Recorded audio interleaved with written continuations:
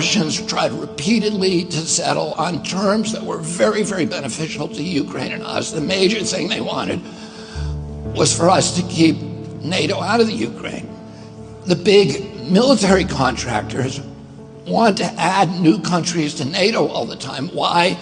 Because then that country has to conform its military purchases to NATO weapon specifications, which means certain companies, Northrop Grumman, Raytheon, General Dynamics, Boeing, and Lockheed, get a trapped market.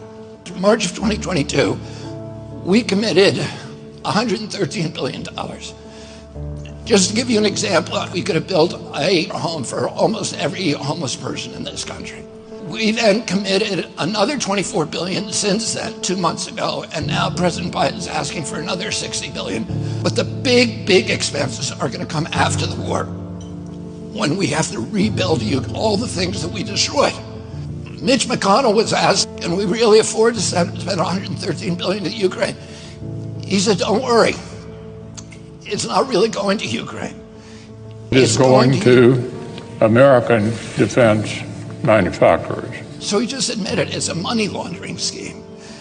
And who do you think owns every one of those companies? BlackRock.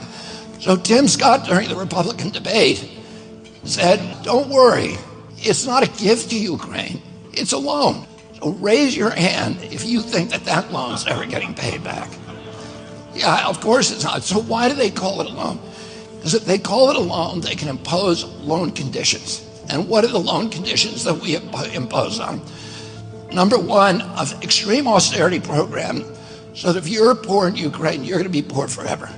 Number two, most important, Ukraine has to put all of its government-owned assets up for sale to multinational corporations, including all of its agricultural land, the biggest single asset in Europe. In Ukraine, there's been 1,000 years of war fought over that land. It's the richest farmland in the world. It's the breadbasket of Europe. 500,000 kids almost, Ukrainian kids, have died to keep that land as part of Ukraine. They almost certainly didn't know about this loan condition. They've already sold 30% of it. The buyers were DuPont, Cargill, and Monsanto. Who do you think owns all of those companies? Yeah, BlackRock. And then in December, President Biden gave out the contract to rebuild Ukraine.